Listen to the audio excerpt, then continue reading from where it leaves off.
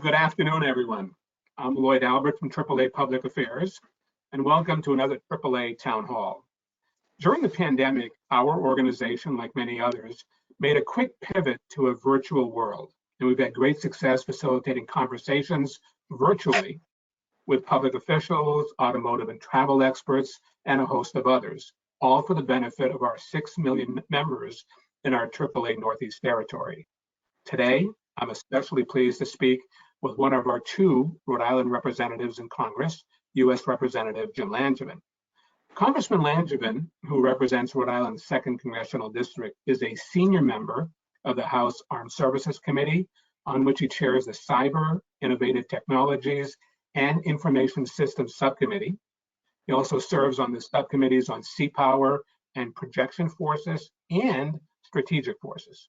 He is a senior member of the Committee on Homeland Security and serves on the subcommittees on intelligence and counterterrorism and cybersecurity, infrastructure protection, and innovation.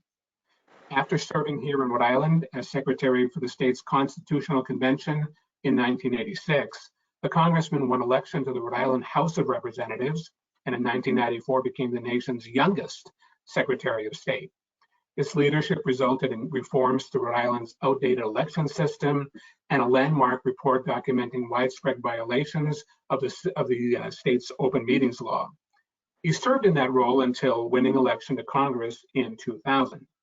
Now, in his 11th term, the congressman continues to demonstrate strong leadership on the national stage on issues ranging from cybersecurity to career training and healthcare issues affecting all Americans. He happens to be my representative in the 2nd District and is really an extraordinary advocate for all of us here in the Ocean State. Congressman, thank you for joining us today. Lloyd, thank you very much. It's great to be with you. Great. Well, Congressman, there's certainly no shortage of issues to talk about this afternoon, and I would like our conversation to focus on something that directly affects our AAA members and really all motorists, a discussion about individual mobility and America's transportation future. But before we do, I'd like to get a sense from you about the general, state of play in Washington, where a Democratic president is in the White House and Democrats hold slim majorities in the House and the Senate when you include the VP's tie-breaking vote. Given what we've witnessed over the past 9 months or so through the Biden administration, can you give us your opinion on whether bipartisan lawmaking is even a real possibility in this highly charged environment? Sure. Thanks for the question. And again, great to be on the program with you today. And I'll start off by saying, yes, of course, bipartisanship is still possible. And in many ways, it happens every day. It just doesn't always get the attention that the more salacious issues that divide us often get. But we're on the verge right now of passing a historic investment in our aging roads and bridges that passed the United States Senate, by the way, with 69 votes. So again, a historic investment in our aging infrastructure. So there's no denying that that our country is struggling through right now with some very difficult issues, and it has been for the past few years now. And in many ways, the environment on Capitol Hill has come to reflect that. We've seen it on a number of occasions, and the hyper-partisanship that gets certainly highlighted in the media all the time. That said, I really have always believed that members of Congress really have to work together to get things across the aisle, across the finish line, to be successful, especially in passing the big things. And certainly infrastructure is one of the big things that we all need in our districts. We all want to see this passed. So I think that many of the issues can be solved with bipartisan solutions. Really, just if members are willing to really hear each other and work to try to make reasonable compromises. And that's, I believe, was an example of that and why the bipartisan infrastructure bill passed the Senate with 69 votes. No small task in this environment. But on the issues also of cybersecurity and things like career and technical education, disabilities, and other issues, we're getting things done with our Republican colleagues. And still, we of course should be doing more. I'd like to see us do more, but I will say that bipartisanship and bipartisan lawmaking is definitely a real possibility. It does happen every day, and it's something that I'll continue to strive for as a member of Congress. I like the optimism, so thank you for that response, Congressman. The events of January 6th, though, were almost unfathomable, right, to most Americans. Many of us were watching the events play out in real time on national TV. How has that chaos that unfolded that day affected your life as a U.S. Congressman, and how has it impacted the way business is even transacted at this point on Capitol Hill? Yeah. Well, unfathomable is certainly the right term. It's something that I never thought that I'd ever witness in my time in Congress or in my lifetime, quite frankly. And it was, it made me both sad and angry all at the same time when I'm witnessing this unfold. And I was there in my office on Capitol Hill that day in my congressional office. It's really will be an everlasting reminder to all of us, I would say, to never take for granted the work, first of all, that the U.S. Capitol Police do to keep us safe. And I thank them for all they do. They've got a tough job, and we need to support them. And let's recall it what it is. Quite frankly, that this was it was an insurrection on January 6th. It was an assault on our democracy, and we really have to get to the bottom of what happened so that nothing like this will ever happen again, quite frankly. And that's why the work of the January 6th Commission is so important. I voted for the creation of that select committee to investigate the January 6th attack on the United States Capitol, and I look forward to the results of the committee's investigation. However, I also think that we need to be abundantly clear about one of the root causes of the insurrection, quite frankly, and it's the misguided notion that the presidential election was in some way somehow stolen. Clearly, that is not true, and there are bipartisan experts on both sides and members on both sides who clearly say that that was not true. Period. The head of the Cybersecurity and Infrastructure Security Agency, Chris Krebs, he's basically the individual charged with ensuring the protections of our elections, working with the local election officials. Basically, they said that it was the most secure elections in U.S. history, and I absolutely agree. So, as Rhode Island's former Secretary of State, I know something about conducting elections, and I will say that we have to stop the poisonous attempts to undermine faith in our democratic processes by casting doubt on the 2020 elections. Thank you. Thank you. And I think we're all looking forward to finding out the results of the commission looking at all of this. Now, it's hard to have a conversation about the political climate in the country without acknowledging kind of the elephant in the room, the extraordinary impact of COVID, right? And especially the Delta variant on all Americans.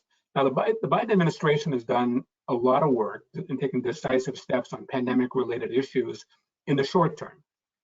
For many Rhode Islanders contemplating a return to the office, as we are, can you talk a little bit about the proposed vaccine mandate affecting those companies with more than 100 employees, and when rulemaking from OSHA might be forthcoming? Is it very soon? Do you have any sense of that at all, Congressman?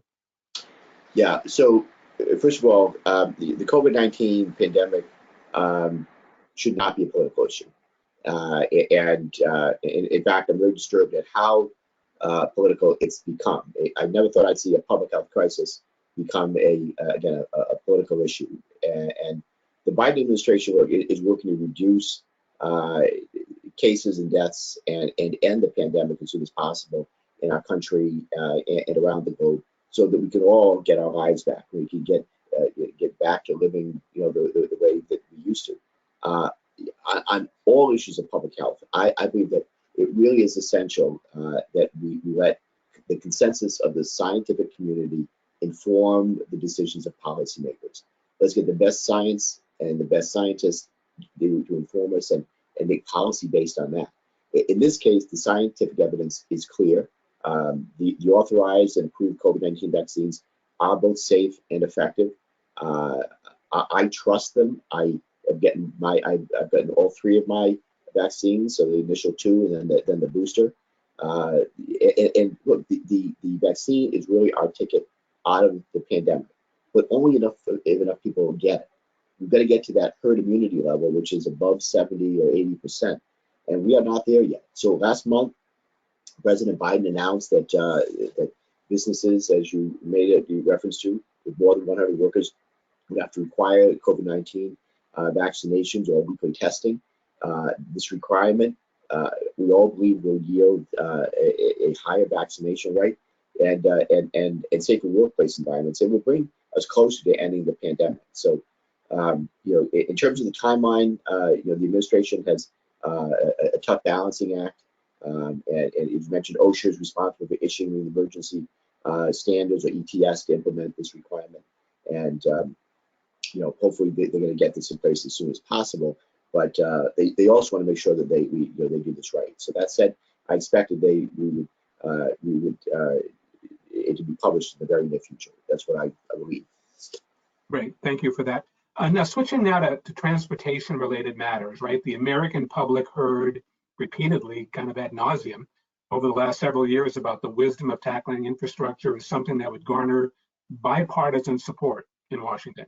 Yet a broad infrastructure bill never really got off the ground. You've already alluded to the fact that the Senate voted on it recently. In your mind, what are the prospects of getting the 1.2 trillion package over the finish line, say, in the next 2 or 3 weeks? I mean, is there kind of a timeline in your mind when this might actually come to fruition? At the end of the day, I'm highly optimistic that we will get it across the finish line. I'm hoping it's going to be in the next 2 weeks, but I don't want to be tied down to just a specific date. I know that is the next goal, because that's the temporary highway reauthorization was extended to.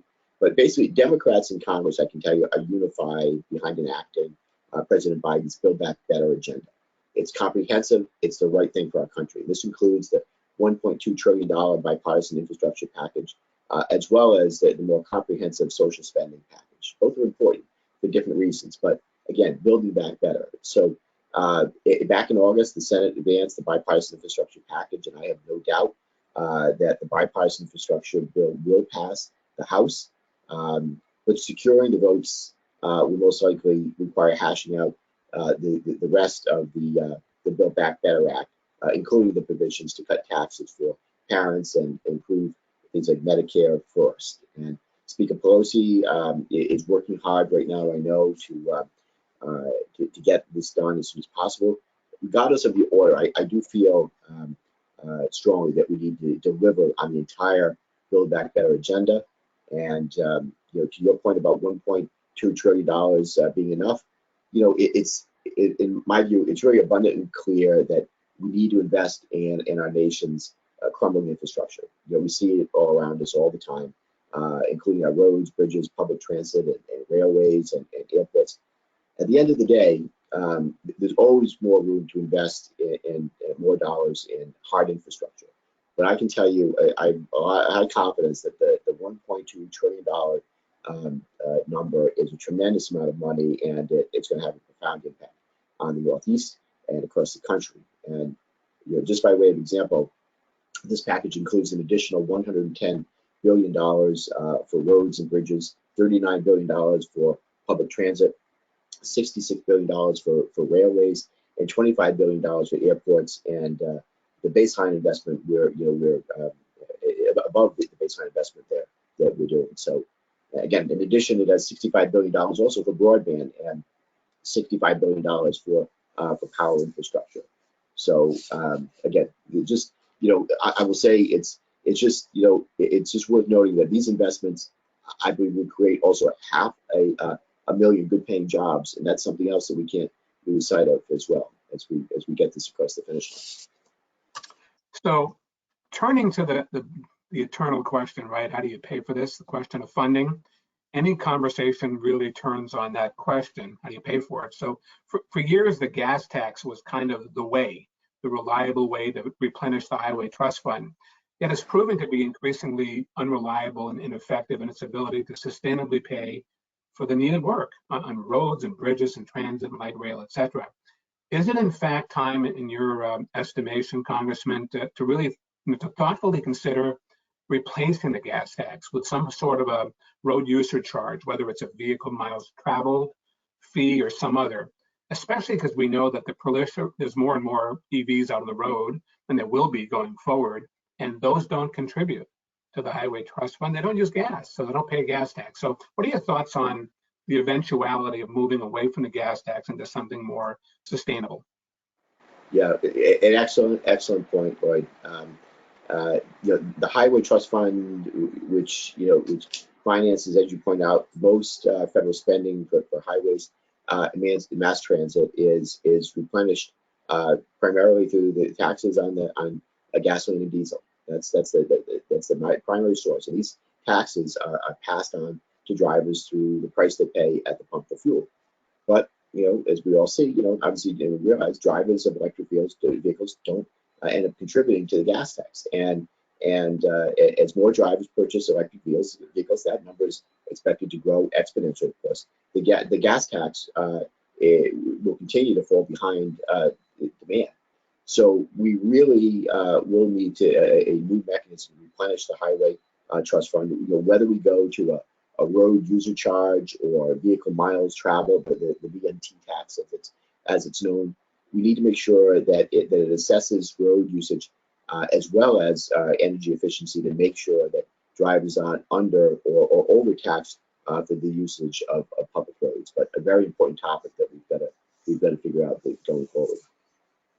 Yeah, and the issue of the gas tax it's not been raised since 1993, I believe. It's still 18.4 cents. We're kind of at the end of the road in terms of that. Yeah. The nationally and regionally relevant topics we just talked about this afternoon have a direct bearing on Rhode Islanders and the nearly, I think it's 450,000 members that we have in the AAA club here in Rhode Island. But as we look more specifically at our infrastructure right here in the Ocean State, I know that we really owe an enormous debt of gratitude to you and to your colleagues, the rest of the congressional delegation, for your effective advocacy. You brought in a lot of federal money into the state, greatly enhancing our transportation system. As we go forward into 22, Congressman, and beyond, what do you view as the most significant local challenges facing the sector in the next 2, 3, 4, 5 years or so? Sure. So thanks for the compliment, and I'm proud to work with my colleagues in the delegation always to make sure we bring every federal dollar back to Rhode Island, and certainly fixing our crumbling and outdated infrastructure is a major challenge that we need to address. And the Build Back Better agenda really aims to do just that. But another major challenge for the Ocean State, of course, is climate change, and severe weather events we can all see are becoming more frequent and intense as global temperatures rise. So because of Rhode Island's proximity to the sea, this means that we are bearing the brunt of more hurricanes and tropical storms, just like any other coastal state, just by way of example. So we need to prepare our transportation infrastructure for these consequences. We need resilient roads and bridges that we can rely on in the most treacherous conditions, and we also need to work to make transportation more accessible also for people with disabilities. That's something that's both a local and a federal issue. It's been 31 years since the Americans with Disabilities Act became law, and yet so many people with disabilities don't have access to reliable transportation. So on this point, for me personally, I certainly take this personal and something I've been focused on, working on. I've introduced the Disability Access to Transportation Act, or the DATA Act, to address this. It would do things like creating a one-stop paratransit pilot program. Right now, if you use the paratransit system, you can go from point A to point B. But if you're a parent and you're on your way to work, you need to drop your child off at daycare, not allowed under the current system. So we want to do a pilot that would allow one stop along the way, so that public transit adds more utility to people, especially with disabilities, and kind of fits their their life needs, if you will. Also working to streamline transportation accessibility complaints and facilitate better data collection. And then finally, increase funding for mobility grants. Just a few of those other things, both local, but also have national implications too. No, and you've been an absolute leader on the whole issue of accessibility, paratransit. It's really important, and you're shining really a spotlight on it. So thank you for that. But let me pivot back just a second to electric vehicles. They only account still for 2.5% of all new cars sold in the country so far, but they're rising kind of at a pretty big high clip. In the first 6 months of this year, sales are up 160% versus the same period last year. This is according to the Center for Automotive Research. Looking ahead to the next decade or two, and I know you don't have a crystal ball, but wondering what you think the impact will be of vehicle electrification on mobility for the average motorist right here in Rhode Island. Yeah, I know that years ago I heard a few years back when Elon Musk was in Rhode Island, he had an interesting statistic. I think he said, within the next 10 years, about 50% of all vehicles are probably going to be electric vehicles, if not more. Many of them are going to be, could be beyond that, 10, 20 years, going to be self-driving vehicles. And so, just, to your point, in 2019, almost 30% of greenhouse gas emissions in the United States came from transportation. And, by shifting to electric vehicles, we can harness the use of clean energy to cut down on these emissions. And certainly electric vehicles improve our local air quality. They reduce greenhouse gas emissions and cut back on our resilience on fossil fuels. And these are all wins as I see them in so many ways. That said, a smooth transition to electric vehicles requires a comprehensive approach. And we're not quite there yet. We're trying to get that comprehensive approach, but that's what we need. So this means investing in R&D. It means incentivizing electric vehicle production and purchases, and building out extensive charging infrastructure. You got to have the charging infrastructure. You want to, especially for long distance travel, you got to be able to, to charge up along the way. So I'm pleased to say that the bipartisan infrastructure bill includes $15 billion for electric vehicles and infrastructure on top of that. And Democrats, I can tell you, are pushing for even more funding through the reconciliation package. So as long as we properly support the transition, I believe that vehicle electrification will have only a positive effect on mobility for the average motorist. So I knew the time would fly by today, and sure enough, it has. But I do have to ask you one question about cybersecurity, because when you mention the word cybersecurity on Capitol Hill, it's synonymous with Jim Langevin, right? You have been an incredible leader on this. And I'll be honest with you, from our perspective in our company, the concern about cybersecurity keeps growing as we see ransomware and we see breaches in people's data. So can you give us kind of just a big picture view of what you're really seriously focused on right now, more than anything else, relative to cybersecurity? I know it's a big question, so thank you. Yeah, sure. Well, first of all, I will say this, that that cybersecurity, as I've often said, is the national security and economic security challenge of the 21st century. And it's been one of my top priorities now for, say, more than 15 years that I first started getting involved in this issue. So I can say that we're making progress, and one of my main priorities right now is the Office of National Cyber Director. That office, we created this position in last year's National Defense Authorization Act, and Chris Inglis became the first inaugural cyber director early this year. He's got all the right skills and tool sets. He's the right guy, and that single point of origin within the federal government, I think, is absolutely essential to coordinate cyber efforts.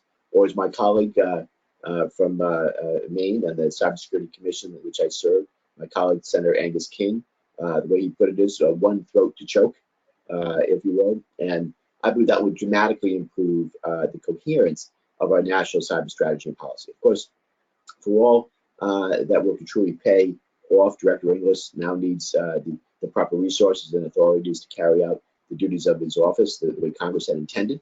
I believe those resources will be there, so I'm making sure that will happen. And given that we're talking about the subcommittee on cybersecurity and infrastructure protection and innovation.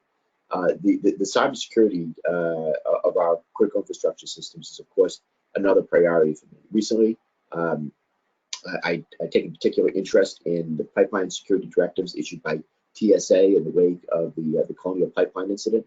And I can tell you that these directives are a good start, but really more work is needed to be done. And as the new transportation, as this is a transportation minded crowd, I'll just say that I'm just going to add that the TSA is also recently announced new cybersecurity regulations for transit and airports, and I certainly expect that the Coast Guard will soon follow suit for ports. The key is that cybersecurity affects all aspects of our critical infrastructure, and we really do need to take steps to better protect ourselves. But I'm going to continue to focus on this and work hard in Congress to make sure that we do. Thank you again for your leadership on that issue, Congressman. The very last question of mine, and it's being asked not knowing whether you are a Red Sox or a Yankees fan or whatever, but do you see the Red Sox making it past the Astros this week for another magical trip to the World Series? I never count the Red Sox out. They are my team, and should anybody doubt them, just think back to when they finally broke the curse. They did it in a major way with winning 4 games straight to win the World Series. Who could have ever made that up? So never count the Red Sox out. They're a scrappy bunch. They're my team, and I think they're going to go all the way. And I didn't know that. See, in Rhode Island, it could be 50-50. It could be Yankees. You never know, right? But my uncle, my godfather was a diehard Yankees fan. So yes, I know exactly. He lives in Cranston, Rhode Island. So you're point well taken. Well, there you go, Congressman. You've been very generous with your time this morning. So many of us admire your capable, kind, compassionate leadership. I've gotten to know you personally over the years, and the way you represent us in Congress is honorable and admirable. So thank you for all of that, and appreciate you coming on today to share your thoughts with AAA members and motorists alike. So thanks again for that. Thank you. This concludes our program. Absolutely. Thank you, Congressman. This concludes our programs, ladies and gentlemen. Thank you for tuning in. I'm Lloyd Albert for AAA Northeast. Have a good rest of the day.